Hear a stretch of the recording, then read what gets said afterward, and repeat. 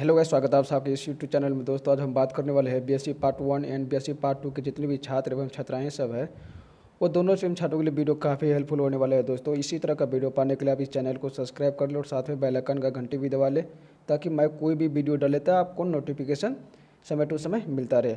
और ये दोस्तों, वीडियो को अपने दोस्तों में ज़रूर शेयर कर दीजिए, ताकि वह भी जान सके, पहचान सके और चैनल को सब्सक्राइब कर सके। ठीक है, तो यहाँ पर दोस्तों हम बात करने वाला है हिंदी 100 मार्क्स। जो भी छात्र हिंदी सब्सिडी रखा है 100 मार्क्स का, उसके लिए वीडियो बनाया गया है। वो सभी यूनिवर्सिटी का यही क्वेश्चन पूछे जाते हैं दोस्तों। तो चलिए स्टार्ट करते हैं यहाँ पर हम पहला क्वेश्चन से, और आगे का जितना भी क्वेश्चन लेंगे हम हिंदी 100 मार्क्स सब्सिडी को हम 4 वीडियो में कवर कर लेंगे। ठीक है, तो चलिए यहाँ पर हम स्टेट 3 का बात करते हैं। यहाँ पर स्टेट 3 का पहला क्वेश्चन है, जयशंकर प्रसाद के टॉपिक से लिया गया है दोस्तों, जो कि बहुत ही अच्छा टॉपिक है और इससे सवाल पूछे भी जाते हैं। तो चलिए स्टार्ट करते हैं। यहाँ पर पहला क्वेश्चन है, मधुमेह देश के कवि कौन थे? मधुमेह देश के लेखक कौन थे? चैप्टर के नाम है मधुमेह देश, उनके लेखक कौन है? तो यहाँ पर जो पहला का जो राइट आंसर हो जाएगा वह ख हो जाएगा। ठीक है, जयशंकर प्रसाद थे मधुमेह देश के लेखक। यहाँ पर 2 नंबर क्वेश्चन है कि मधुमेह देश किस प्रसिद्ध नाटक में आता है? मधुमेह देश किस प्रसिद्ध नाटक में आता है? यहाँ पर दोस्तों हम ऑप्शन बताते जाएंगे, और जिसको भी याद रहेगा वो अपना कमेंट में कमेंट करते जाइएगा, जिसको जिसको आता है सो सब। ठीक है, तो यहाँ पर दूसरा का जो राइट आंसर है वो हो जाएगा, वो क हो जाएगा। ठीक है, चंद्रगुप्त हो जाएगा। मधुमेह देश के प्रसिद्ध नाटक जिसमें आता है तो चंद्रगुप्त में हो जाएगा, तो राइट आंसर क होगा, याद रखिएगा। तीसरा नंबर क्वेश्चन है कि शेर सिंह का शस्त्र समर्पण के कवि कौन है? शेर सिंह का शस्त्र समर्पण के कवि कौन है? तो तेसर का जो राइट आंसर होगा गो हो जाएगा। ठीक है, जयशंकर प्रसाद हो जाएगा। 4 नंबर क्वेश्चन है, शेर सिंह का शस्त्र समर्पण उनकी किस पुस्तक में संकलित है? शेर सिंह का शस्त्र समर्पण जो है वो किस पुस्तक में संकलित है? पहला है लहड़, दूसरा है आंसू, तीसरा है प्रेम पथिक, चौथा है झरना। तो 4 का जो राइट आंसर होगा को हो जाएगा। ठीक है, लहड़ हो जाएगा। 5 नंबर क्वेश्चन है, प्रसाद जी की विद्यालयी शिक्षा कहाँ तक हुई थी? प्रसाद जी की जो विद्यालयी शिक्षा हुई थी वो कहाँ तक की हुई थी? पहला है 5वीं तक, या 6ठी तक, ग है 7वीं तक, या इनमें से कोई नहीं। तो 5 का जो राइट आंसर हो जाएगा वो ख हो जाएगा। ठीक है, 6ठी तक पढ़ाई की हुई थी प्रसाद जी ने। 6 नंबर क्वेश्चन है कि प्रसाद जी का निधन कब हो गया था? प्रसाद जी का निधन कब हुआ था? तो 6 का जो राइट आंसर हुआ को हो जाएगा। ठीक है, 1937 ईस्वी में, तो याद रखिएगा, को आंसर हो जाएगा। 7 नंबर क्वेश्चन है, प्रसाद जी के साहित्य किस विद्या में लिखा है? प्रसाद जी ने साहित्य की किस विद्या में लिखा है? तो 7 का जो राइट आंसर हो जाएगा वो सभी हो जाएगा। ठीक है, कहानी और निबंध और कविता, नाटक और उपन्यास, तो राइट आंसर गाय, इनमें से सभी हो जाएगा। 8 नंबर क्वेश्चन है कि प्रसाद जी के सर्वोत्तम उपलब्धि का दर्जा उनके किस काव्य को प्राप्त किया है? पहला ऑप्शन आंसू को, या लहड़ को, चाहे कामयानी को, चाहे इनमें से कोई नहीं। तो 8 का जो राइट आंसर होगा गो हो जाएगा। ठीक है, कामा यानी हो जाएगा, तो राइट आंसर 8 का ग, याद रखिएगा। 9 नंबर को बहुत ही इजी क्वेश्चन है दोस्तों, और आप लोग यदि ये वीडियो देख लेते हैं तो इसके अलावा क्वेश्चन पूछे ही नहीं जाते हैं, खास करके हिंदी सब्सिडी की मैं बात कर रहा हूँ 100 मार्क्स का। ठीक है, यहाँ पर 9 नंबर क्वेश्चन की प्रसाद जी की प्रारंभिक रचनाएं किस भाषा में है? पहला है ब्रज भाषा में, या खड़ी बोली हिंदी में, चाहे अंग्रेजी में, चाहे इनमें से कोई नहीं। तो 9 का जो राइट आंसर होगा को हो जाएगा। ठीक है, ब्रज भाषा में होगा। 10 नंबर क्वेश्चन, जयशंकर प्रसाद किस कन्या आंदोलन के प्रधान कवि है? तो 10 का जो राइट आंसर होगा को हो जाएगा। ठीक है, छायावाद हो जाएगा। 11 नंबर क्वेश्चन, जयशंकर प्रसाद का जन्म कब हुआ था? जयशंकर प्रसाद का जन्म कब हुआ था?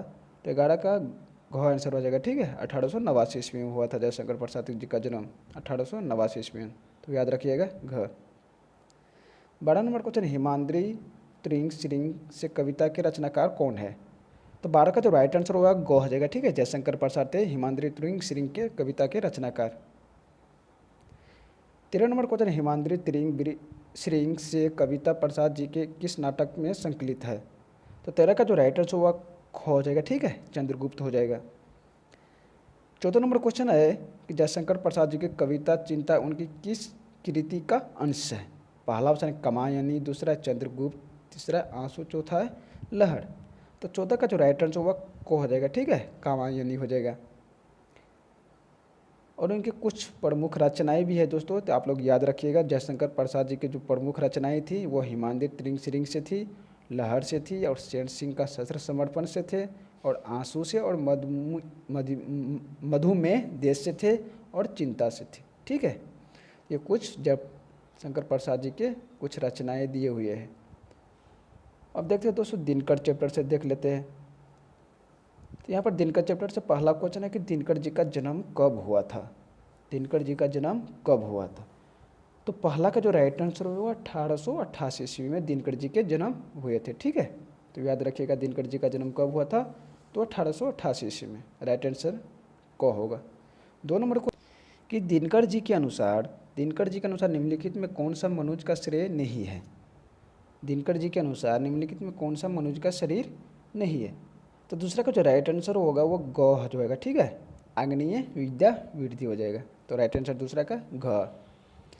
तीसरा नंबर क्वेश्चन है युधिष्ठिर की गलानी कविता दिनकर जी की किस पुस्तक का अंश है।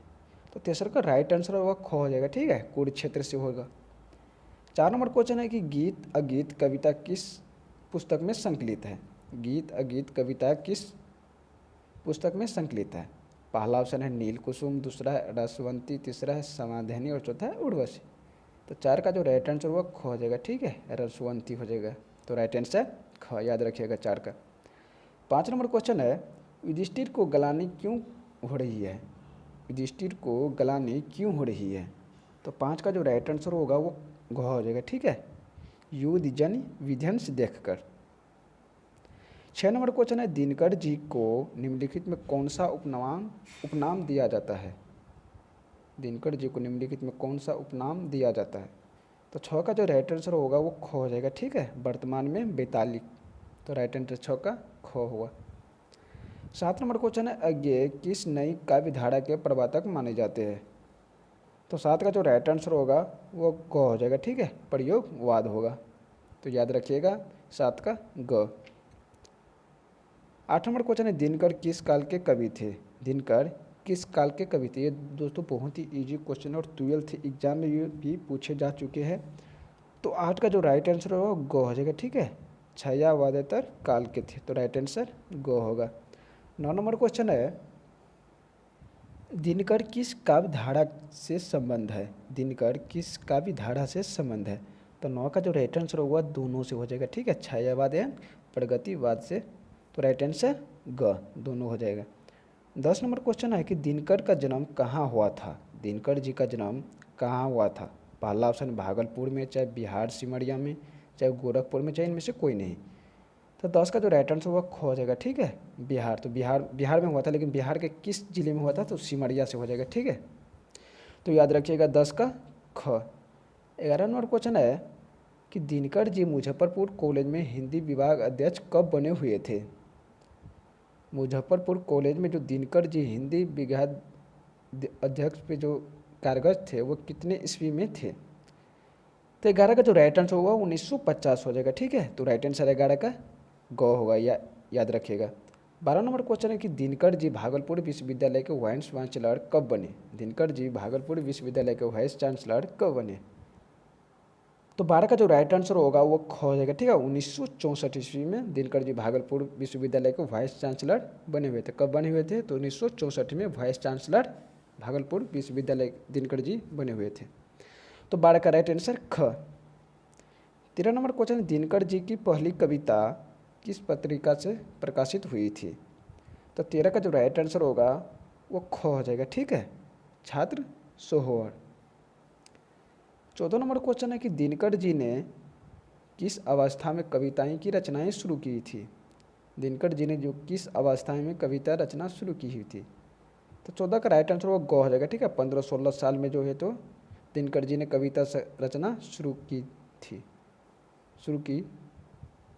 हुई थी। ठीक है, तो राइट आंसर ग होगा। 15 नंबर क्वेश्चन है हुंकार का प्रकाशन प्रथम कब हुआ। हुंकार का प्रकाशन प्रथम कब हुआ। तो 15 का राइट आंसर वो ग हो जाएगा। ठीक है, 1938 ईस्वी में। तो याद रखिएगा ग होगा राइट आंसर।